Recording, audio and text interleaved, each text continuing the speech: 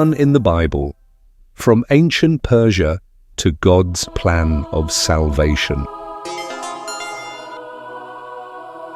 Today, the name Iran often appears in world news, associated with conflicts and geopolitical tension. Yet few realize that this land, known in ancient times as Persia, is mentioned throughout the Bible, from the book of Genesis to Revelation. Through the lens of faith, Persia is not merely an ancient empire, it is a people and a place woven into the divine story of salvation, used by God at various moments to judge evil, to liberate His people, and to fulfill His promises. Persia in the Old Testament genealogy, history, and divine purpose. After the Great Flood, the book of Genesis records the genealogies of nations descended from Noah's sons, Shem, Ham, and Japheth, Genesis 10. Among them, Japheth was the ancestor of the Medes, and Shem was the ancestor of Elam.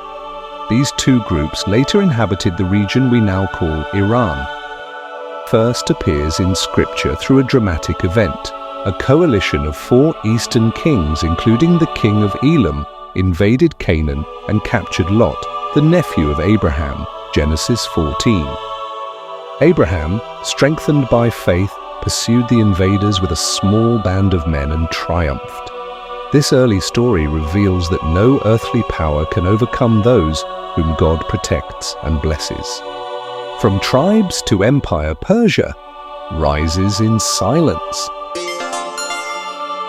While mighty empires like Egypt, Assyria, and Babylon rose and fell, the peoples of Media and Elam quietly grew. From scattered tribes they became small kingdoms. From kingdoms they formed alliances, and finally a united empire, Persia. Though Persia was a pagan nation, it was not outside of God's plan. Persia as God's instrument, judgment and liberation. The prophet Isaiah foretold that God would use the Medes to punish Babylon, the empire that destroyed Jerusalem and desecrated the temple. Up the Medes against them, who do not value silver and have no delight in gold. Isaiah 13:17.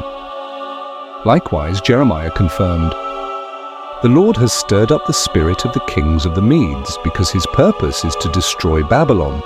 This is the vengeance of the Lord, the vengeance for His temple." Jeremiah 51:11. But more surprisingly, Persia was also chosen by God, not just to punish, but to liberate. Cyrus the Great, a Gentile king anointed by God. Before he was born, the prophet Isaiah called Cyrus by name, referring to him as God's shepherd. "I say of Cyrus, he is my shepherd and will accomplish all that I please. He will say of Jerusalem, let it be rebuilt, and of the temple, let its foundations be laid." Isaiah 44:28. When Babylon fell, Cyrus fulfilled this prophecy by issuing a royal decree allowing the Jews to return to Jerusalem and rebuild the temple. Ezra 1:1-4. It is a powerful theological truth. God can work through anyone, Jew or Gentile, believer or not, to bring about His divine purposes. And Persia, at that point in history, became the only empire in the Bible that did not destroy Israel, but restored it. This is more than historical narrative, it is a revelation. The rise of Persia reminds us that God's power is not confined to one people or one land. He governs history with sovereignty and can raise up even foreign kings to fulfill His promises. Persia, once seen as an enemy of God's people, was transformed into a tool of salvation. The message is clear: no one is beyond the reach of God's plan if He chooses to use them. From its humble beginnings in Genesis to the great moment when King Cyrus was anointed by God to liberate his people, Persia, modern-day Iran, became an integral part of the plan of salvation. But the journey did not stop there. God used Persia in even more profound and mysterious ways. In the next part, we will see how a pagan kingdom became an instrument to punish evil empires, to liberate the people of Israel, and even to help fulfill the prophecies of Daniel.